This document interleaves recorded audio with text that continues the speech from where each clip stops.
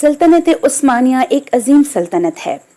اس سلطنت نے 600 سالوں سے بھی زیادہ حکومت کی اور بلا شبہ یہ سلطنت اپنے دور کی سپر پاورز میں سے ایک تھی، جس سے دشمن بہت خوف زدہ بھی تھے۔ لیکن اس سلطنت کو عروج اس وقت ملا جب اس سلطنت نے بازنطینیوں کی سلطنت قسطنطنیہ یا کانسٹینٹی نوپل کو فتح کیا۔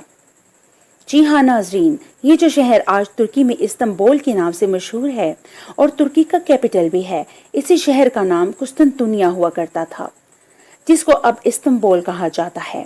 ناظرین، اس شہر کی فتح کس عظیم عثمانی سلطان کے حصے میں آئی اور کس نے فتح کیا، اور کیا حضور نبی کریم صلی اللہ علیہ وآلہ وسلم نے اس شہر کی فتح کے بارے میں 1400 سال پہلے ہی بتا دیا تھا؟ آپ کو یہ تمام معلومات اس ویڈیو میں دیں گے، لیکن اس سے پہلے ہمارے چینل کو سبسکرائب کر لیں تاکہ آپ کو اس طرح کی معلوماتی ویڈیوز آسانی سے مل سکیں۔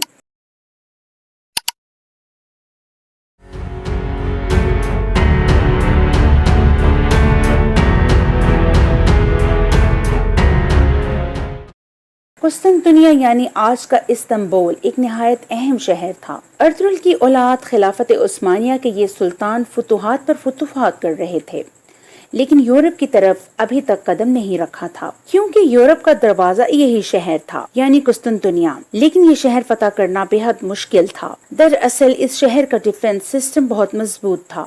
اس کی صرف ایک طرف خشکی اور باقی جانب سمندر ہونے کی وجہ سے بھی مشکلات تھیں، لیکن وہ چیز جو بے شمار لشکروں کو پیچھے ہٹنے پر مجبور کر دیتی تھی وہ اس شہر کی 3 دیواریں تھیں۔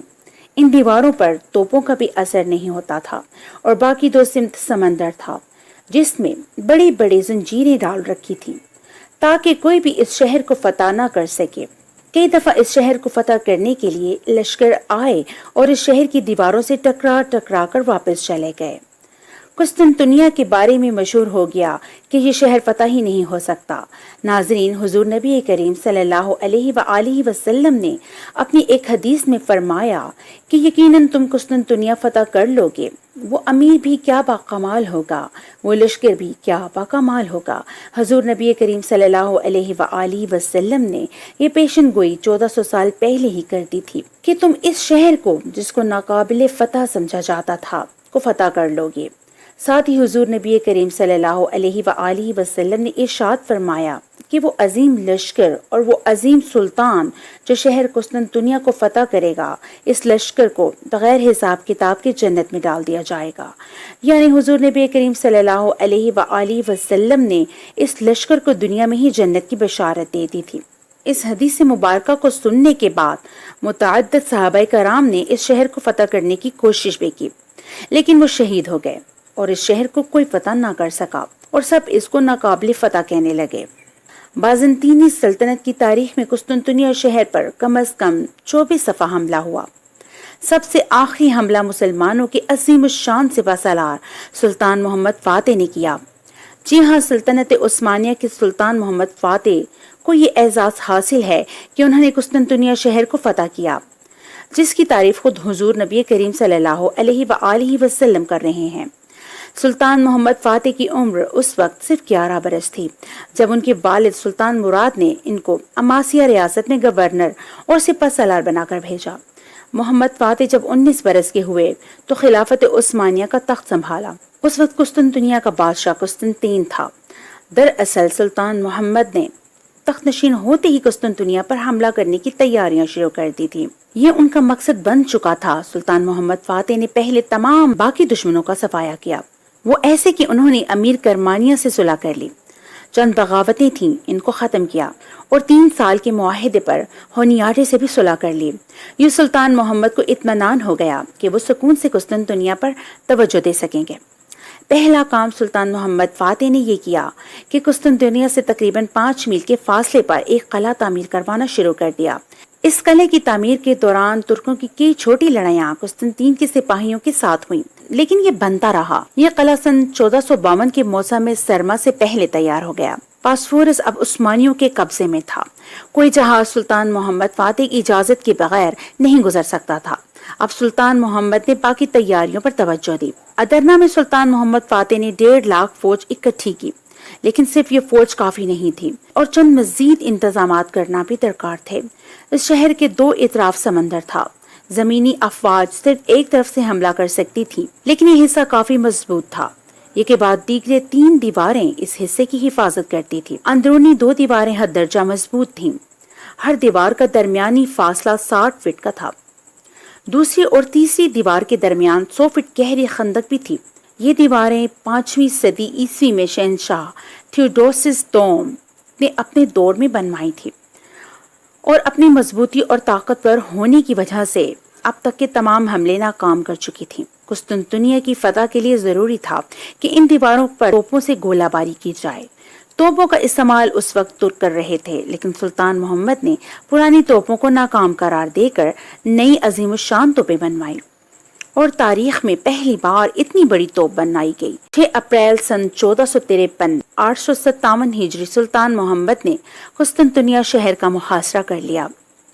عثمانی افواج دیواروں سے ٹکراتی رہی، دیوار پر چڑھنے کی ہر ممکن کوشش کی۔ دروازہ توڑنے کی کوششوں میں بے شمار مسلمان فوجی شہید ہوئے۔ سلطان محمد فاتح نے اندازہ لگایا کہ اس کو فتح کرنا بہت مشکل ہے، کیونکہ یہاں پر 3 دیواریں جو کہ بہت مضبوط اور موٹی تھیں کو عبور کرنا نہایت مشکل تھا۔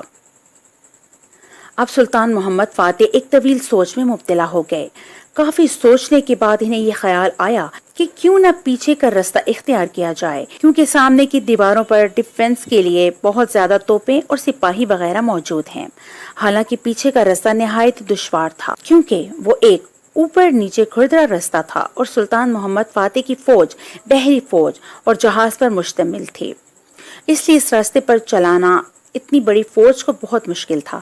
سلطان محمد فاتح نے اپنی فوج کو حکم دیا کہ وہ تمام جانوروں کو جو ان کے لشکر میں موجود ہیں کو ذبح کر کے ان کی چربی کو پگھلا کر اس راستے پر ڈال دیں تاکہ جہاز کو چکنائی پر دھکیل کر آرام سے لے جایا جا سکے۔ دشمنوں کی وہم و گمان میں بھی نہ ہوگا کہ سلطان محمد فاتح نے کیا منصوبہ بنایا ہے۔ سلطان محمد فاتح نے راتوں رات اپنی فوج کو جہازوں سمیت پچھلے رستے سے سمندر تک منتقل بھی کر لیا اور کسی کو کانوں کان خبر بھی نہ ہوئی۔ یقیناً اتنی بہادری اور دلیری کا کام وہی عظیم لشکر کر سکتا ہے جس کی تعریف حضور نبی کریم صلی اللہ علیہ وآلہ وسلم نے کی ہو۔ 29 مئی سن 1453 محاصرے کو 56 دن ہو چکے تھے۔ اب سامنے سے حملہ کیا جا رہا تھا۔ اب جو لشکر خشکی کے راستے سے سمندر کی طرف گیا تھا وہ لشکر بھی پیچھے کی طرف سے حملہ کر رہا تھا۔ سلطان محمد اور ان کی فوج نے رات عبادت اور دعا میں گزارنے کے بعد نماز فجر ادا کی۔ 21 سالہ عثمانی سلطان محمد فاتح سپہ سالار بن کر غیر متوقع طور پر اپنی فوج کے اگلے مورچے پر پہنچ گئے اور شہر پر زبردست حملہ کیا۔ توپوں کی مسلسل گولہ باری کی وجہ سے سامنے کی دیوار پر شگاف پڑ گیا، جس سے اندر داخل ہونا آسان ہو گیا۔ سلطان محمد کی شاہی دستے نے سلطان کی گمان میں آ کر ایسا کاری حملہ کیا اور شاہی دستہ شہر میں داخل ہو گیا۔ اس کے پیچھے عثمانی فوج داخل ہوتی چلی گئی۔ شہر میں داخل ہوتے ہی محمد فاتح کے کمانڈر حسن نے قسطنطنیہ کی سب سے اونچی دیوار پر اپنا پرچم لہرایا۔ پرچم لہراتے ہوئے یہ عظیم کمانڈر تیروں اور نیزوں وغیرہ سے زخمی ہو کر شہید ہو گیا۔ حملہ آور عثمانی فوج، جس کی تعداد قسطنطنیہ کے محافظوں سے نمایاں طور پر زیادہ تھی، کی کمان 21 سالہ سلطان محمد دوم کے پاس تھی، جبکہ بازنطینی فوج کی قیادت شہنشاہ قسطنطین پہلی لوگس 11 کر رہا تھا۔ اور 54 دنوں کی شدید لڑائی کے بعد قسطنطنیہ جیسی عظیم سلطنت کو مسلمانوں نے فتح کر لیا۔ 29 مئی سن 1543 کو یہ شہر سلطان محمد نے فتح کر کے دکھایا اور نبی کریم صلی اللہ علیہ وآلہ وسلم کی حدیث پاک کا مصداق ٹھہرایا۔ شہر میں داخل ہوتے ہی اپنا سر اللہ پاک کی بارگاہ میں شکرانے کے طور پر جھکا دیا۔ جو کام بڑے بڑے لوگ نہ کر سکے وہ فتح سلطان محمد فاتح نے محض 21 سال کی عمر میں حاصل کر لی۔ قسطنطنیہ کی عظیم فتح کے بعد ہی سلطان محمد کو فاتح کا لقب ملا اور یوں سلطان محمد فاتح کہلانے لگے۔